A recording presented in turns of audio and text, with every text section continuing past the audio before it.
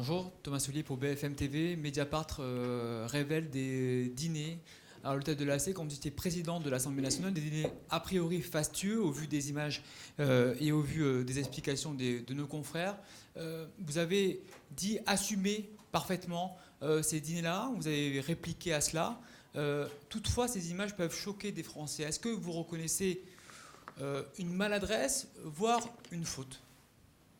Alors, s'il n'y a pas d'autres questions sur les sujets que nous avons discutés avant, cela me donne l'occasion, en effet, de m'exprimer à nouveau.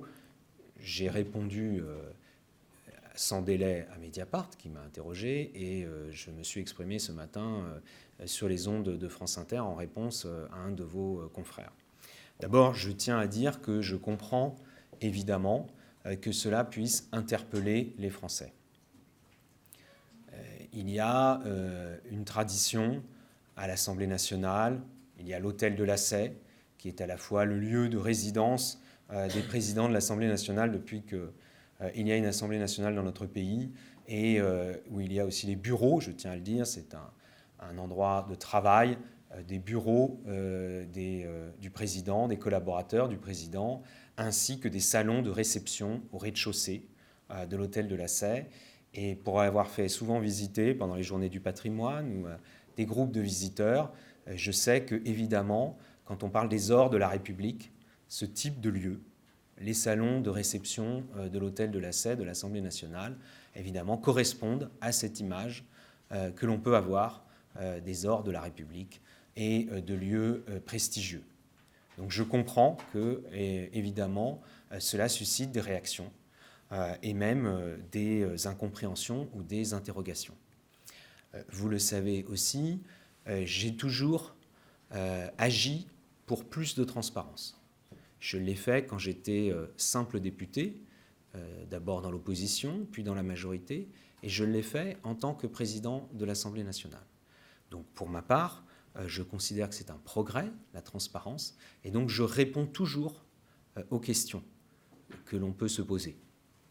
Je sais qu'il y a des gens qui considèrent que de toute façon, les moyens alloués aux élus sont toujours trop élevés. Il y a des gens de mauvaise foi.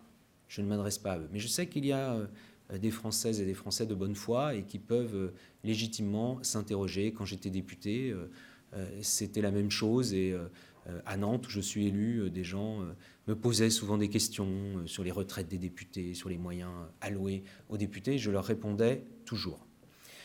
Je veux dire aussi que même si il y a manifestement une présentation tendancieuse des choses dans cet article, l'intitulé « La vie de château », vous voyez bien que c'est une présentation très tendancieuse. Et il y a de nombreuses phrases du même acabit dans cet article. C'est un parti pris militant qui est l'habitude de ce site internet, donc je ne vais pas le commenter, mais je tiens néanmoins à le dire car c'est quelque chose qui n'est pas neutre.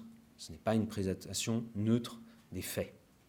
Et évidemment, la vie de château, quand on parle de l'hôtel de l'Assay, ou alors je ne sais pas si c'est lié à mon nom, mais je vois bien les intentions qu'il y a derrière ce type de formulation. Par ailleurs, je tiens à dire que j'ai répondu immédiatement à Mediapart. Mediapart m'a posé un certain nombre de questions par écrit, j'y ai répondu, et d'ailleurs je crois que c'est annexé, ce n'est pas intégré malheureusement à l'article, mais c'est annexé à l'article, donc je ne me soustrais pas aux questions. J'en profite pour le dire d'ailleurs, Mediapart avait également posé des questions qui ne se retrouvent pas dans cet article. Est-ce que c'est parce qu'il souhaite faire un autre article? Je ne sais pas. Par rapport à des travaux effectués dans l'appartement du ministère, et j'ai répondu également point par point. Je suis même allé au-delà des questions qui étaient posées, car c'est une question de transparence à laquelle je tiens. Par ailleurs, parce que, comme je l'ai dit, ce que je le fais parce que je peux l'assumer. J'ai trop connu des responsables politiques qui n'assumaient pas un certain nombre de choses qu'ils faisaient. Moi, j'ai toujours assumé ce que je faisais. Et la meilleure façon d'assumer, c'est de pratiquer, pas simplement de revendiquer, de pratiquer la transparence. Par ailleurs, derrière les apparences, qui, encore une fois, je le comprends, peuvent interroger. Et par ailleurs, derrière les apparences d'un article qui peuvent évidemment être trompeuses, il y a la réalité.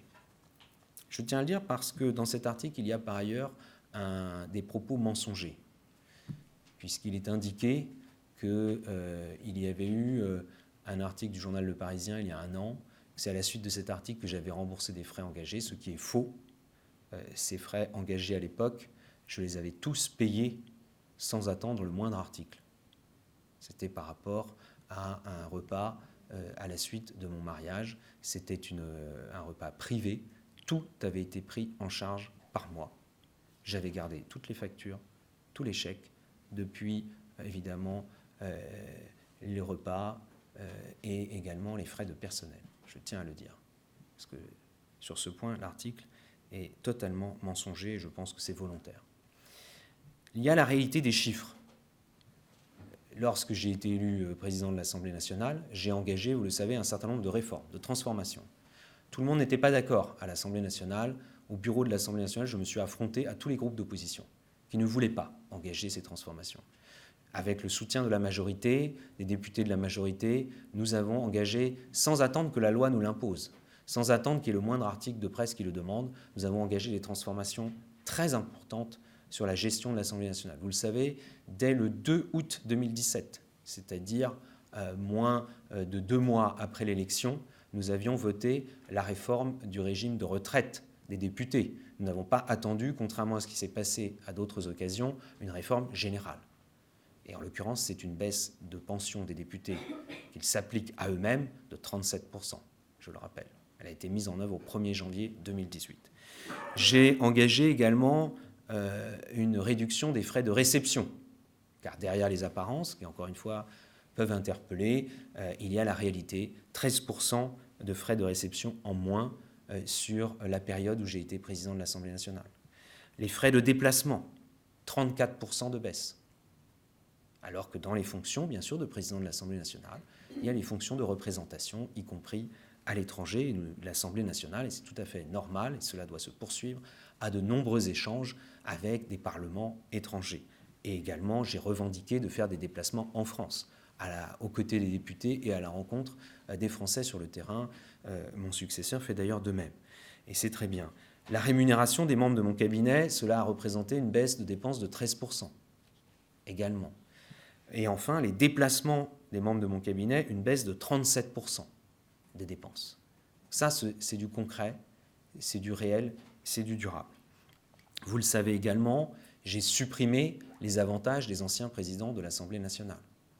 Une voiture avec chauffeur, un bureau, un collaborateur ou une collaboratrice payés par l'Assemblée nationale pour des gens qui n'exercent plus aucune fonction. Je me le suis d'abord appliqué à moi-même. En tant qu'ancien président de l'Assemblée nationale, je n'aurais jamais ces moyens alors que c'était le cas auparavant. Par ailleurs, je veux préciser également les choses concernant les dîners.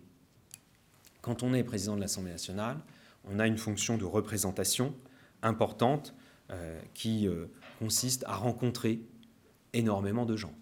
D'abord, bien sûr, des députés. La plupart des dîners que j'ai faits à l'Assemblée nationale étaient des dîners avec des députés.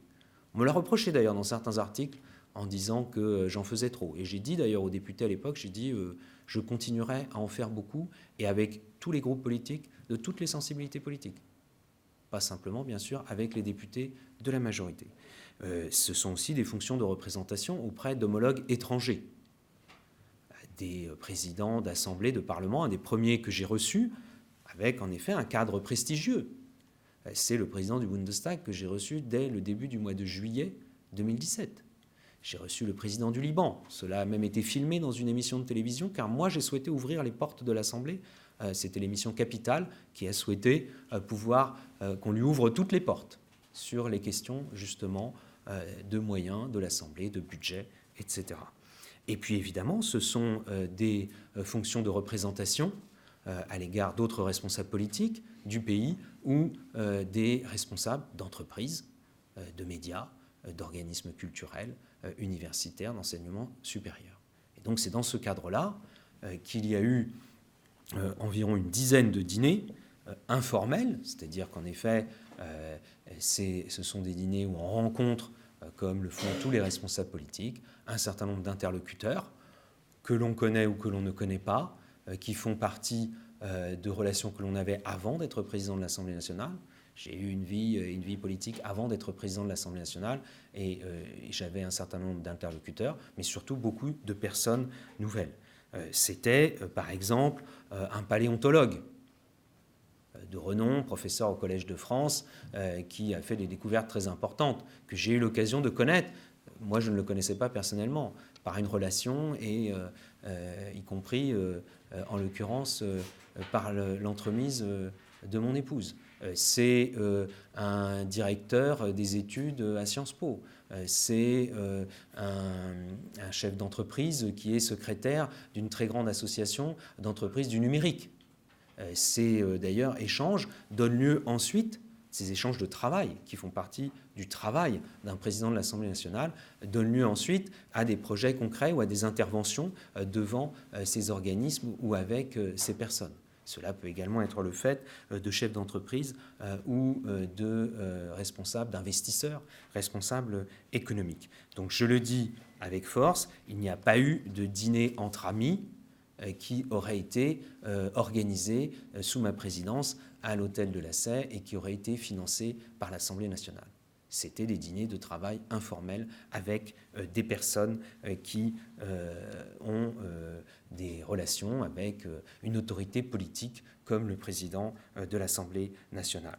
Et je tiens, pour finir, à dire que naturellement, je me tiens à la disposition de la déontologue de l'Assemblée nationale, dont j'ai renforcé les pouvoirs lorsque j'étais président de l'Assemblée nationale, contre la volonté de tous les groupes d'opposition d'ailleurs.